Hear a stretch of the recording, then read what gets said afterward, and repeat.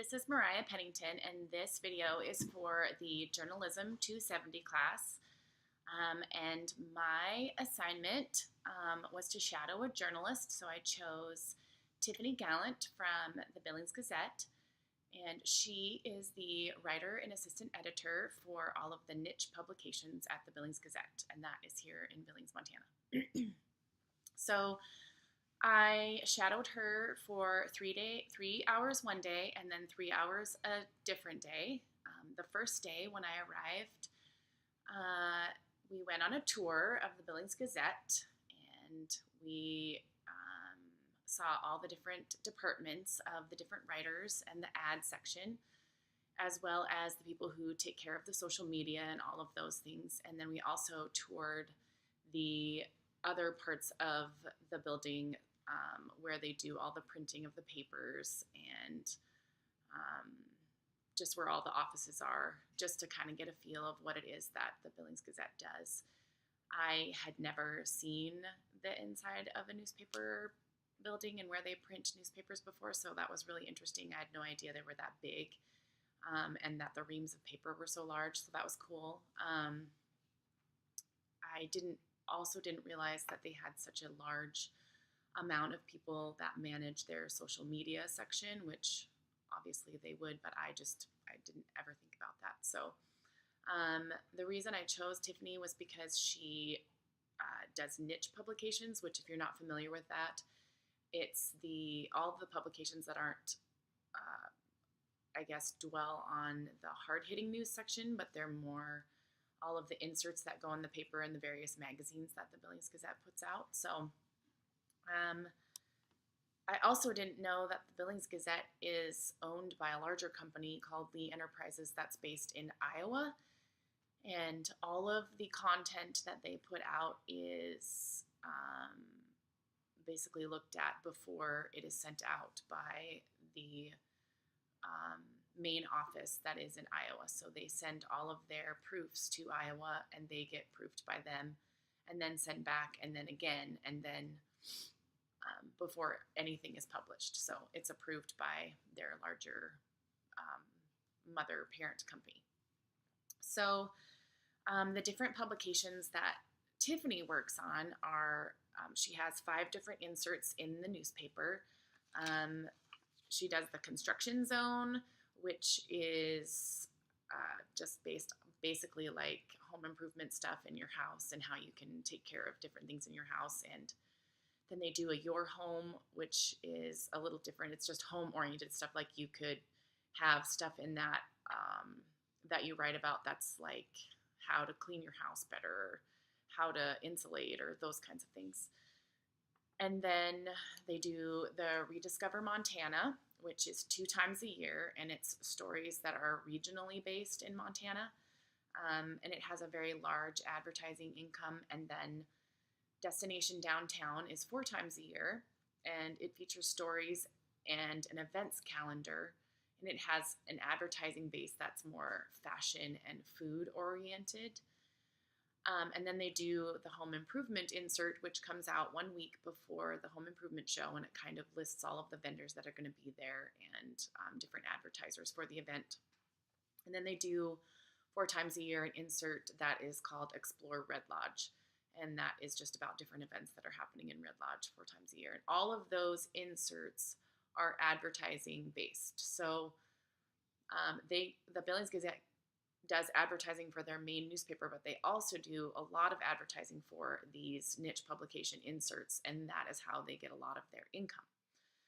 And then Tiffany also works on 2 magazines put out by the Billings Gazette. One of them is called Big Sky Bride, and that comes out 2 times a year, and it is not advertiser based. So they have a lot of creative license with that magazine. They get to choose all of their own content and all of their own photos, as opposed to the other 5 niche publication inserts for the paper.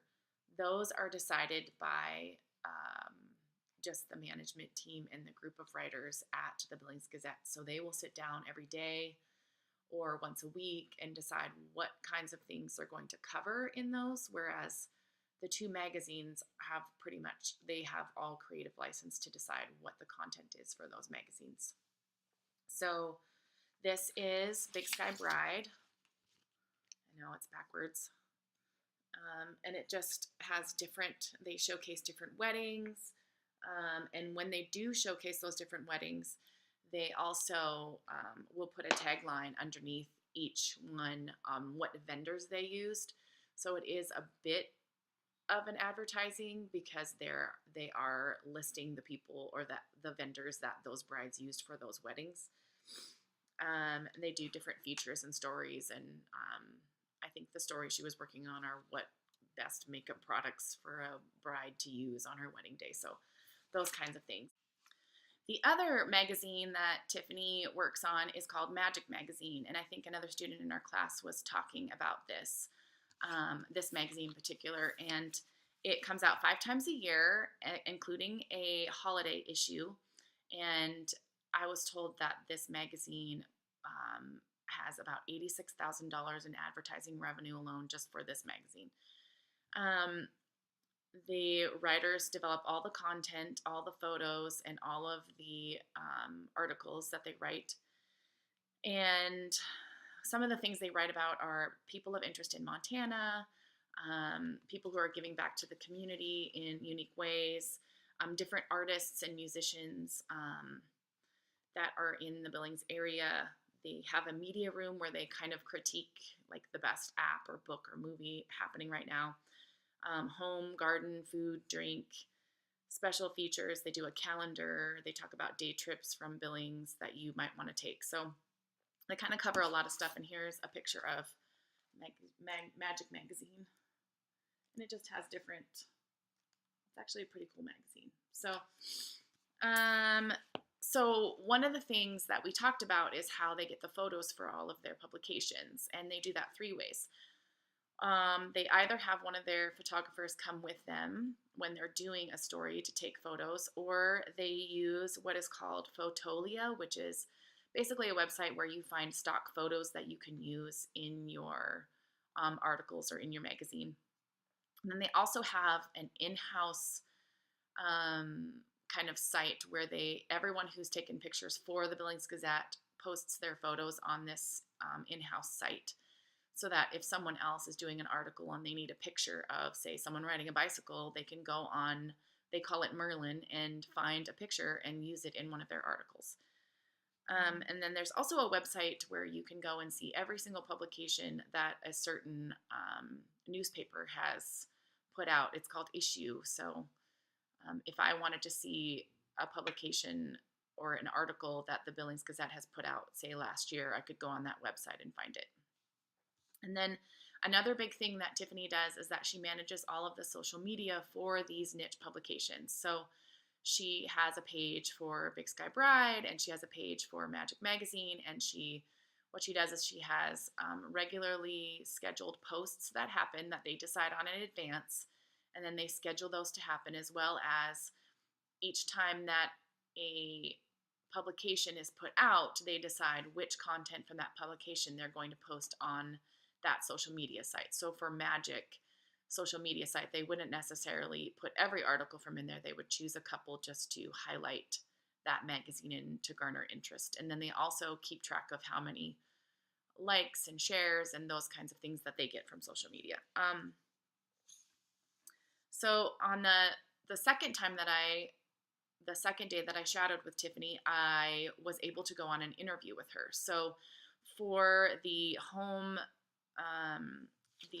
insert, the Your Home insert, I went on an interview with her, and she went to the HRDC because they were offering to do free taxes for people in the Billings area, and so they were going to do kind of like a spot on that in the Your Home section of what that entails, what that looks like. So I went with her to their offices, and we met with Mary Beth, the director of the tax part of HRDC, and I was able to sit in on an interview with her and watch that process, and I learned actually quite a few things that helped me in my interview processes for this reporting class when I did my own stories. So one of the things she does is she has pretty clear questions that she's outlined in advance that she is going to ask that it pertain to the particular story that she is writing.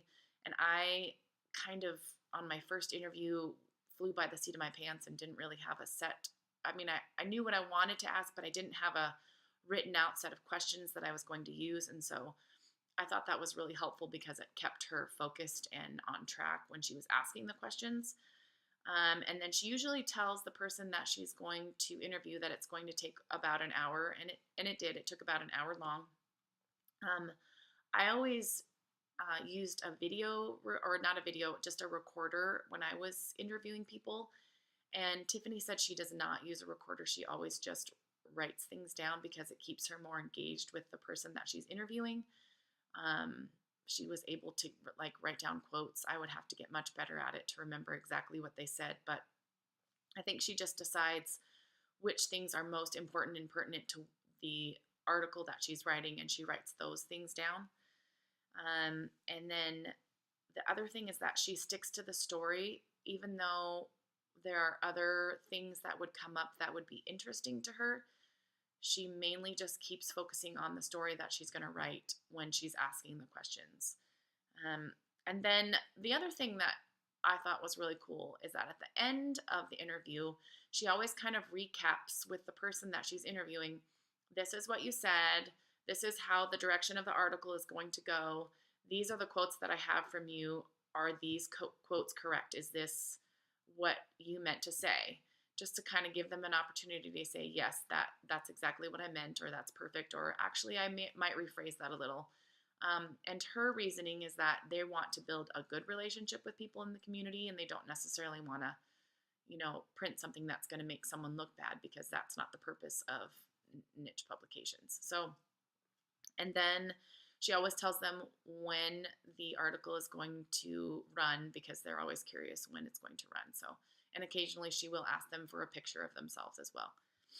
So at the end of this whole process, I thought it was really interesting that there are other sides to journalism other than just the hard-hitting news stories, which are what we've been writing in class. She's able to be pretty creative and do stories on all kinds of different things. And I was aware of those things. I guess I just didn't realize that it was such a big job, and it is a huge job. They have 4 people that work on niche publications, and it's a full-time job. So I thought that was interesting, and I learned a lot from just watching her do the interview process and what it takes to write a story from beginning to end, and then just keeping deadlines, all the stuff that we've been learning in our class, but to see it hands-on was really interesting. So for all in all, it was a good experience for me. I don't foresee myself doing journalism, but you never know. So thanks.